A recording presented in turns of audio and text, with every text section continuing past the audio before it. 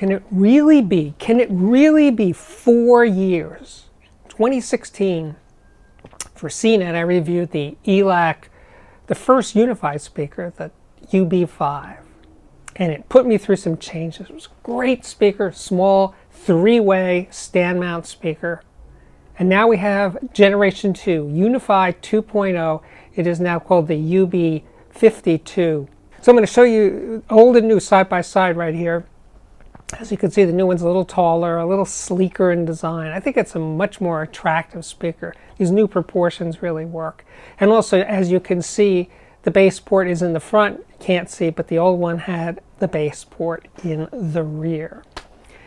But the thing is, I spoke to Andrew Jones about this just yesterday, and the new speaker is, in fact, pretty much all new. New concentric 4-inch mid-range tweeter, a new 5¼ aluminum woofer, new crossover, new cabinet. Everything is new. Tweeter, I didn't mention the tweeter. The tweeter is a 1-inch soft dome tweeter. So the mid is an aluminum driver, and so is the woofer. So aluminum, aluminum, and then soft dome tweeter. So the specs on the original UB5 and the UB552, they're exactly the same, or close to exactly the same, except for one notable difference, and that is impedance. The original one was rated for 4 ohms, dipping down at its lowest to 3.4 ohms. The new one is rated at 6 ohms and dips down to, I think Andrew said, 5.8. So it is, in that sense, a much easier to drive speaker. I did feel with the original I needed to use it with powerful amplifiers to make it have some jump factor. And this new one, well, this new one had no such issues, because in fact, I use it with a range of amplifiers. The least expensive one being the Denon PMA 600NE, which is a 40 watt per channel integrated amp for $400. And I put it in there just to make sure. This speaker, the new version, retails for $598 a pair, so it could be used with a $400 integrated. That would make a nice pairing, and that pairing was just fantastic. And that's 40 watts channel, but I also use it with the 20 watt per channel Shit Agir amplifier. So no concerns anymore about using it with, you needed to use high powered amplifiers that could handle 4 ohm loads. Now, pretty much anything decent will be just dandy with the UB52.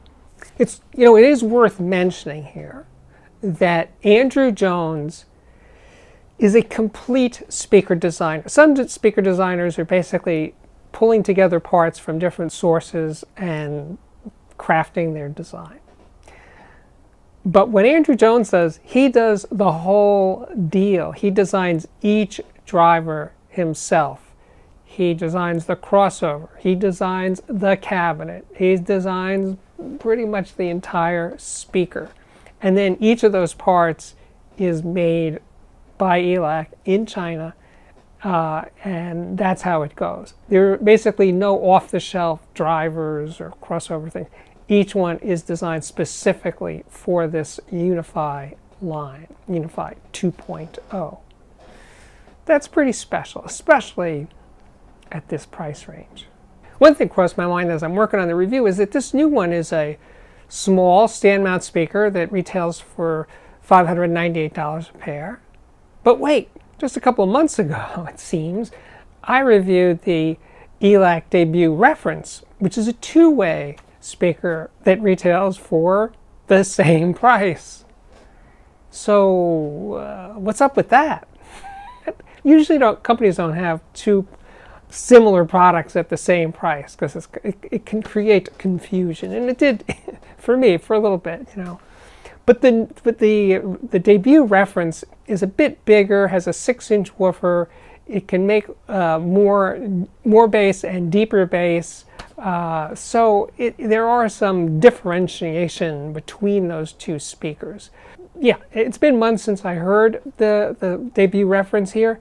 But that speaker seemed a little too laid back for my taste. I wanted some more excitement in the sound, more resolution, to put it another way. And this guy here definitely addresses that issue.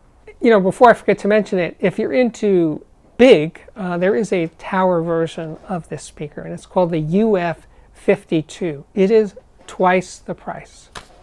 Now, it's kind of a thing I've noticed every time I review an Andrew Jones speaker, and there's a bookshelf version and a tower version. The way Andrew approaches this is, it's not that the tower version sounds better. He has made it a point over and over again as I've done these reviews. No, the tower version sounds exactly like the bookshelf version, except there are more woofers. So it's not that it even makes more bass or that much more bass. It can play louder. That is the main advantage of buying the tower over the bookshelf version. Is it plays louder with lower distortion, and it goes a tiny bit deeper into the bass, but not hugely so. So there's no pretense here that the tower speaker is the better version. It's just the one that can play louder. And if you have a bigger room and you want to fill it with sound, you should get the tower version. But if you live in an apartment and you have a small listening room, basically there's no need to get the tower, because it's not going to give you much more than this little guy here. In terms of setup, let's get some details out of the way. Oh, by the way, it does come with a grille, very nicely finished grille. I like looking at drivers, so I took the grilles off, but it does come with grilles.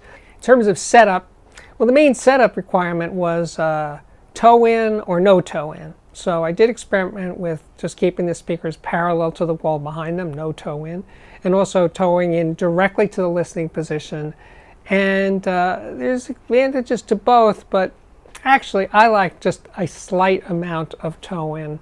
Before I really settled in to the critical listening phase of this review, I listened very close from about 4 feet away, sort of a midfield position, and they sounded the biggest when I was closest to them, which is usually the case. With any good small bookshelf speaker, I always like to try near field listening or midfield listening, and these speakers excelled at that. But my standard listening distance for this review was 8 feet away, and then I also experimented with being much further away, 13 feet away. And I enjoyed each of them. And if I was to pick the best sounding one, it would be the position from about 5 feet away. At 5 feet away, they just sounded bigger, more spacious.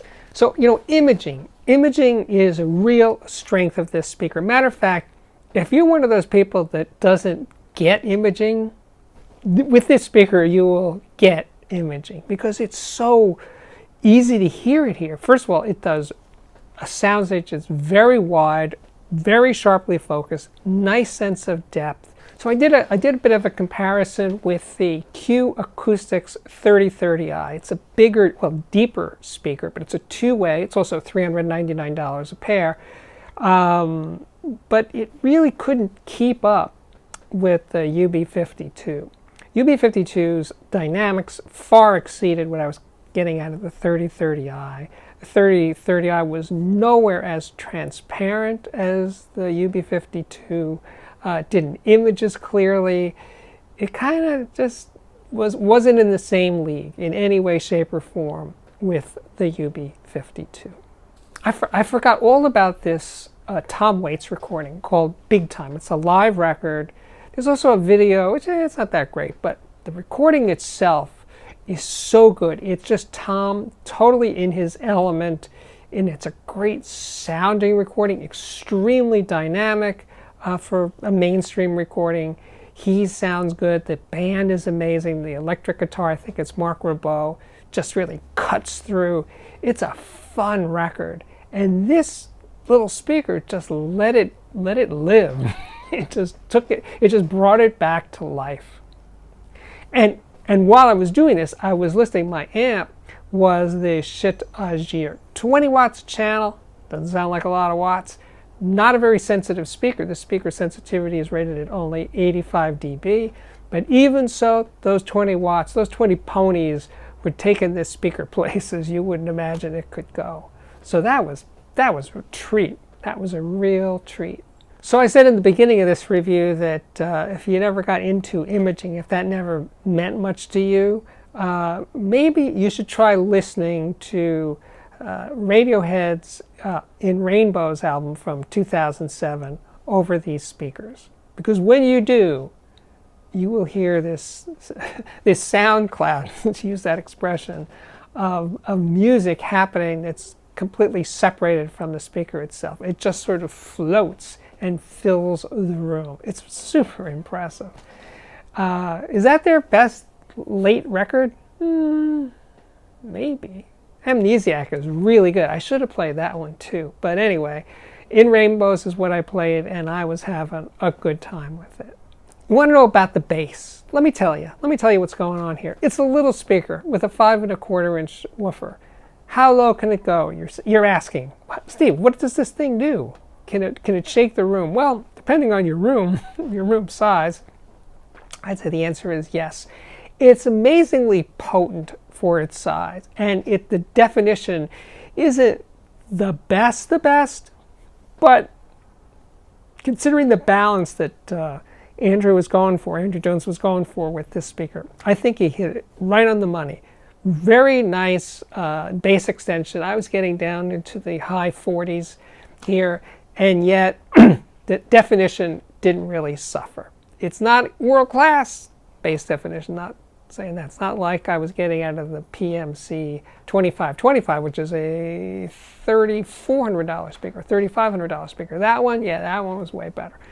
But that's a whole different story. But in its class, let's put it that way, I think the UB52 was doing some major moves in the low end.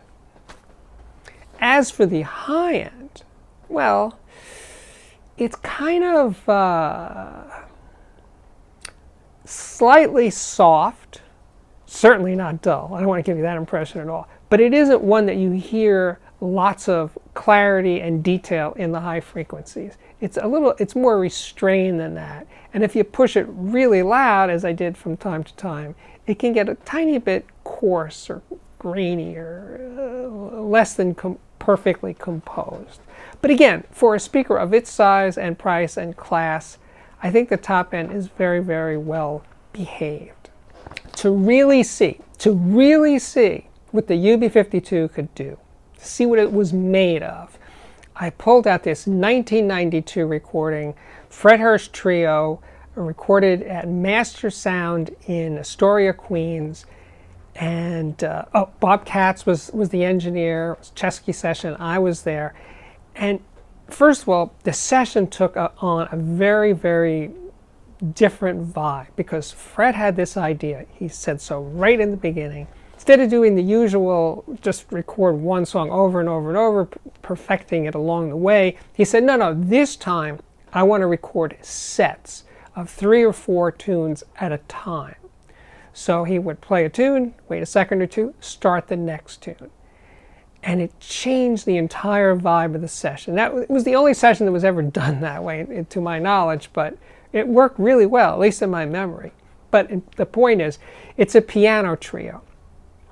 And the dynamics, the touch of the piano was really so well fine-tuned, well played over these speakers. That was really impressive.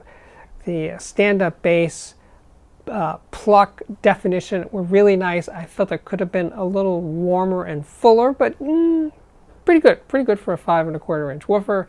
Top end was clear, but not overly aggressive, that's for sure.